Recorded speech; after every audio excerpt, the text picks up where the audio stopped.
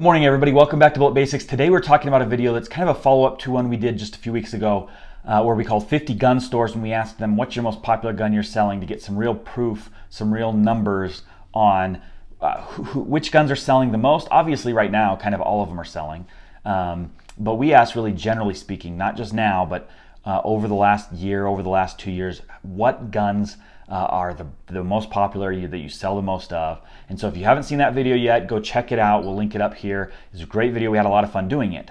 However, during those calls, we also asked some other questions. Some of those questions were, hey, do you have any of these guns in stock? Why don't you have any of these guns in stock?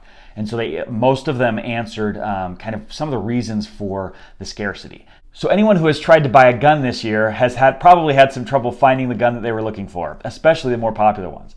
And so today we are answering that question: why can we not find guns in 2020? Now, for anyone who is in or near the gun industry a lot, just entrenched in the gun industry, in the gun community, is going to know some of these reasons, and most people will probably know a couple of the reasons anyway. But we're going to go through kind of five reasons why you can't find a gun in 2020. And at the end of the video, we're going to talk about one little trick that may help you at least increase your odds of finding the gun you're looking for before, obviously, all the manufacturers ramp production back up and are able to get everything out. Hopefully that happens pretty soon, but I guess we'll see here in the future. So let's get into it. The first reason. This one's probably the most intuitive, the one that probably everybody knows, and that's COVID-19. Right at the beginning of the year, when COVID-19 started to really scare people, everybody went out and started gathering up everything there was in the stores and getting all the toilet paper. There's nothing to find. We all know that. We've seen it a million times. There were memes and jokes and all that kind of stuff on the internet. We all know that. However, people, I think, because of that, they started to get nervous and said, oh man, I should probably have a gun, or I should probably have enough ammo, which is why you can't find ammo either. And so people went up and snatched up all the guns and they were gone, right? You couldn't find a gun of any sort for a while. Which, as a side note, is a great thing, right? Lots of people exercising their Second Amendment. And in fact, a lot of the gun stores we talked to said there were a lot of people that came in that never had owned a gun or had never carried a gun or anything like that. They were getting guns at that point. And so that's great. Lots of people exercising their Second Amendment rights, and we encourage that. That's awesome. And so, but that was the first reason. We all know that probably with COVID-19, we were all kind of in that preparing. Even if we weren't scared of COVID-19, we did want to have food. And if everyone else is scared, you got to factor that in as well. So that was definitely the first reason. So let's move on to number two.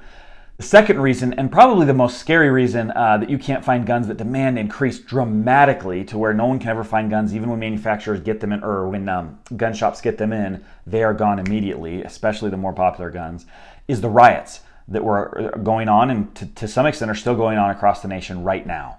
Right? So if you look, through whenever it was, March, April, May, June, and even into now, there are riots going on where people were flipping over cop cars and they were doing all kinds of crazy stuff. They were assaulting people. They were just doing some scary things. People noticed, obviously, and people freaked out about that. And so they went out and continued to go to the gun stores, and every time a gun was in stock, they would go and pick it up. In fact, a lot of the gun stores we called, when we'd asked, hey, do you have any of these guns in stock?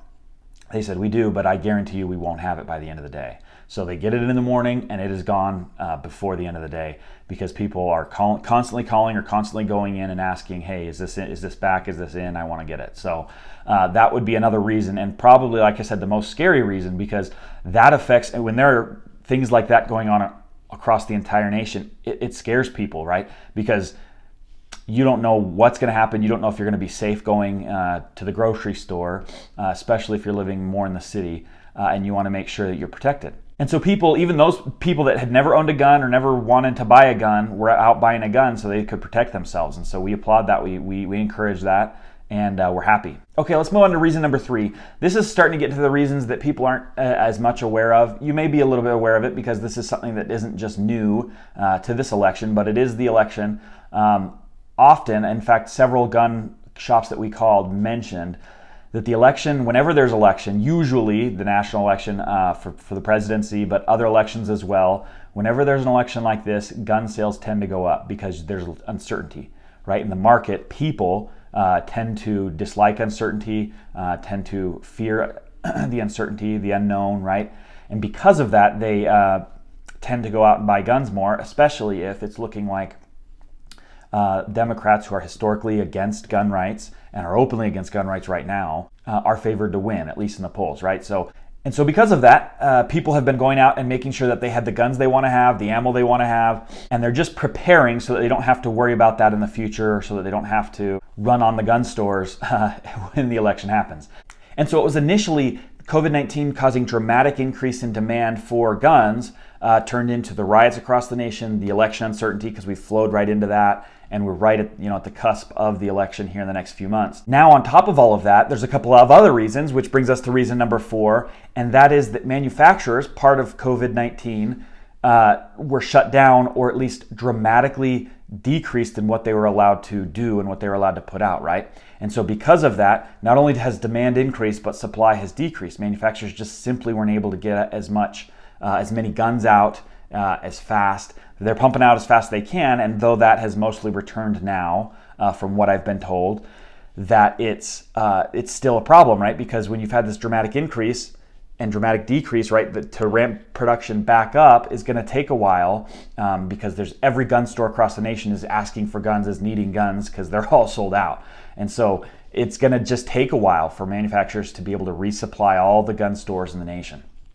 Not to mention, which is reason number 5, even though most manufacturers are back up and running, when a lot of them now, obviously not all of them, but when a lot of them rely on parts from China, small gun parts from China, China has been having issues, obviously, with COVID-19, but more than that, they've been having issues with flooding and other things, that when these manufacturers are relying on parts from China and they can't get the parts from China, even if they're ready to ramp production back up, if they don't have the parts they need to manufacture them, that's going to cause, obviously, decreased numbers of guns coming out. So you don't only have the issue that production was down, now you have the issue of not having the parts you need to ramp production back up. And so obviously these are some of the reasons. There are probably more out there, but these are kind of the major 5 that were mentioned on calls and that we can see out there and observe, and we know just being in and around the gun community. Thankfully, we live in a place that's the free market, and eventually this will all be corrected, and it will be corrected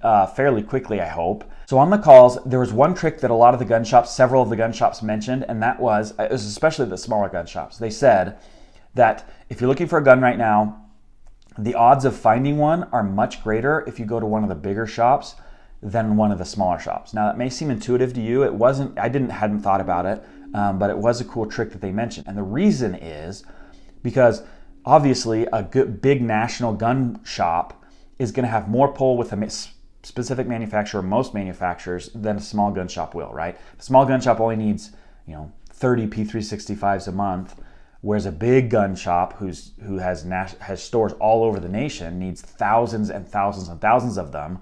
Obviously, these manufacturers are going to give more priority to these guys. Now, there are going to be more people going to those shops, and it's not a perfect plan or a perfect way to solve the issue, but they are going to have more pull with the manufacturers and more supply, theoretically, than the smaller shops will, right? And so if you've always gone or to a smaller shop, or you are more familiar, or you have a smaller shop around you, going to a much bigger shop and looking there and always checking there might be a better bet. It's obviously not foolproof, it's not perfect, but it is going to be a little bit better. And so looking online, obviously, at any of the gun shops online is going to be a way to do it, but also going in and asking the bigger manufacturers. The other thing that I would note before I let you go is that right now, because demand is so high, supply is so low, you're going to be paying more for guns, right? On Palmetto State Armory, which we've bought many guns on there, I don't mean to hurt their reputation at all. We've seen the Smith & Wesson M&P Shield, which was $280 last year, has gone up $100. So to get the same gun in 2020 that you would have gotten in 2019, you're paying $100 more. Other guns I've seen go up in price as well, and so that's just naturally how it works, right? There's more demand; they can charge a higher price. Say what you want about it; it is just the way it works, and so you are going to pay more. It's just going to be that kind of 2020 premium that you're paying, and so be aware of that. If you don't have a gun, I would definitely, personally, I would definitely go out and get one regardless of the price. If you do, hey, you may want to hold off, or at least wait a little while and see when this production ramps back up and that stores are fully supplied, and then you can go back and get them then. Regardless, the problem will correct itself. The question is how long. A lot of the gun shops we talked to said it's going to be a few months, it's going to be a while before production is ramped back up and that everything is back to normal. And so just keep that in mind, be aware of it. It's kind of unfortunate, but it is what it is. We are here in 2020 experiencing kind of a weird thing that hasn't been this way in a long time. And hopefully that was good information for you. Like I said, we do enjoy putting these types of videos together, so if you enjoy it, definitely give us a thumbs up, comment down below, engage with gun channels, guys. We always say that, and we're going to continue to say that. Watch videos all the way through. If people are making good content, that shows YouTube that this is good stuff, that they should value guns, the gun community, everything like that. I guess all I have to say at this point is we'll see you in the next video.